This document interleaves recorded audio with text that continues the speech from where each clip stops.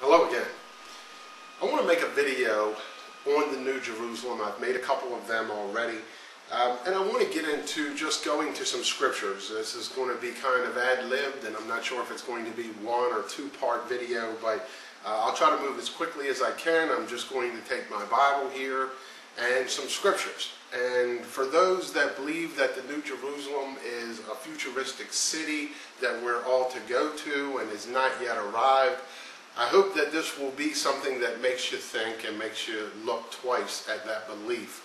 I certainly believe that it is a spiritual place. It is not a literal place, and I will explain to you why. Before you jump to any conclusions, let's just look at some passages. Bear with me, I'm going to be looking them up as we go. The first one I'd like to look at is over at Isaiah 60 and verse 1, and I'll just turn to that. Arise, shine, for thy light is come, and the glory of the Lord is risen upon thee. Okay, as we look at that, if we continue to read, he says, For behold, the darkness shall cover the earth, and gross darkness the people, but the Lord shall arise upon thee, and his glory shall be seen upon thee, and the Gentiles shall come to thy light, and kings to the brightness of thy rising. Have the Gentiles come to thy light? Yes, they have. Read it in the New Testament that the Gentiles have come to the light. The Gentiles are now grafted in, as we all know.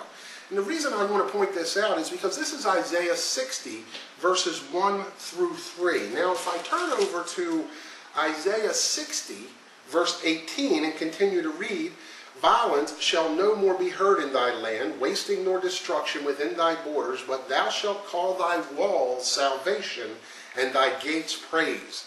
The sun shall be no more thy light by day, neither for brightness shall the moon give light unto thee. But the Lord shall be unto thee an everlasting light, and thy God thy glory. Thy sun shall no more go down, neither shall thy moon withdraw itself, for the Lord shall be thine everlasting light, and the days of thy mourning shall be ended. Thy people also shall be all righteous.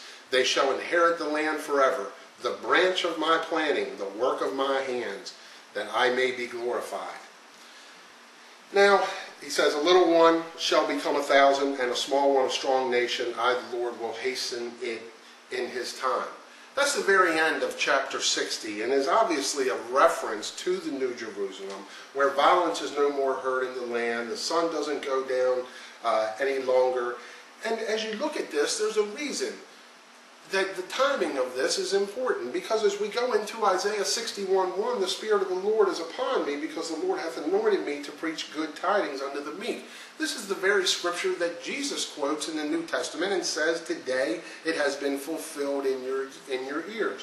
Now, if Isaiah 60 correlates over to Revelation and the New Jerusalem, and we see the beginning of 60 as a reference to the grafting in of the Gentiles, the coming to the light, which they have, how is it that we skip all these thousands of years? We're talking about the Gentiles being grafted in at the beginning of Isaiah 60. We're talking about Revelation here and the New Jerusalem, obviously, in Isaiah 60 towards the end, and then Isaiah 61 opens up with the Spirit of the Lord, which has been fulfilled, which Jesus uttered. So that kind of, to me, tells me the timing of it right there. I wanted to quickly look at a few other passages, and I want to go over to Galatians, which I'm turning there now, and I want to read Galatians 4:25 and Galatians 4:26. For this Hagar is Mount Sinai in Arabia, and answereth to Jerusalem, which now is, that's the scripture, which now is and is in bondage with her children. But Jerusalem, which is above, is free, which is the mother of us all.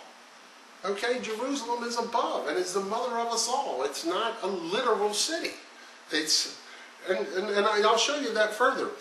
If you want to look at it, you're certainly free to look at it over in Ephesians chapter 2. And I'm going to read 19 through 22. Ephesians 2:19. Now therefore ye are no more strangers and foreigners, but fellow citizens with the saints and of the household of God, and are built upon the foundation of the apostles and prophets, Jesus Christ himself being the chief cornerstone, in whom all the building fitly framed together groweth unto a holy temple in the Lord, in whom ye also are builded together for a habitation of God through the Spirit, built upon the foundations of the apostles and prophets, Jesus Christ being the chief cornerstone. You are no more strangers, but are fellow citizens with him. You can read that over. Before we turn to Revelation, I want to look at one more passage, and that's Hebrews 12, 22 through 44. But ye are come unto Mount Zion, and unto the city of the living God. You've come to that. The heavenly Jerusalem, and to an innumerable company of angels. How clear can it be? I'm going to read that again. But ye are come unto Mount Zion, and unto the city of the living God, the heavenly Jerusalem, and to an innumerable company of angels, to the general assembly and church of the firstborn, which are written in heaven, and to God, the judge of all, and to the spirits of just men made perfect, and to Jesus, the mediator of the new covenant, and to the blood of sprinkling, that speaketh better things than that of Abel.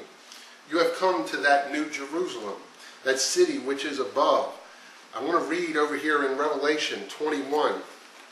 Again, I said I'd be moving around a little. Revelation 21:14. And the wall of the city had 12 foundations, and in them the names of the 12 apostles of the Lamb. Right there in Revelation, the New Jerusalem. You have come to the city, that city which is above, that is built on the 12 foundations of the 12 apostles, just like you see in the New Jerusalem itself.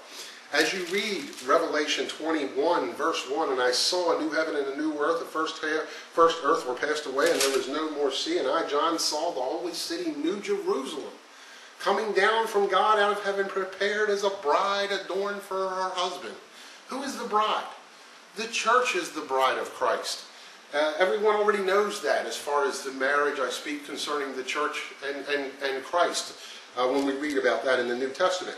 So this is the holy city, New Jerusalem, coming down.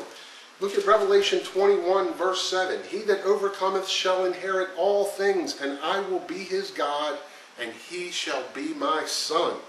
Okay, if we turn over and we reference that, okay, that we will be his son. If you turn over and look at back at Galatians chapter 4, verse 6.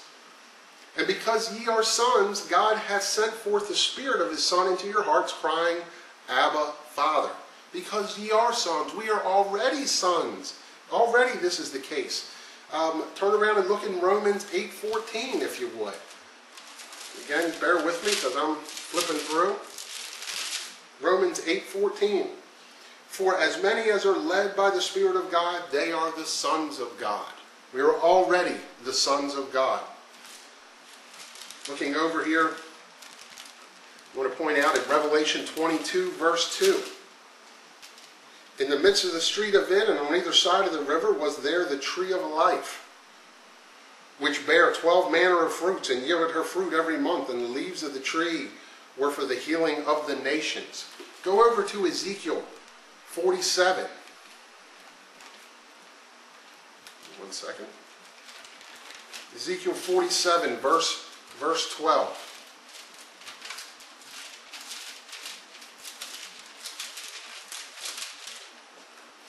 47, verse 12.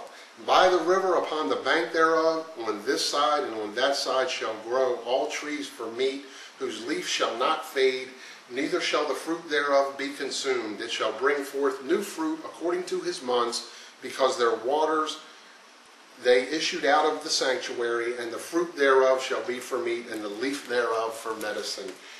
Read about that 21:2 to 12 manner of fruits, and the leaves were for the healing of the nations, or healing, or for the medicine. It's the same. It's all talking about the same thing.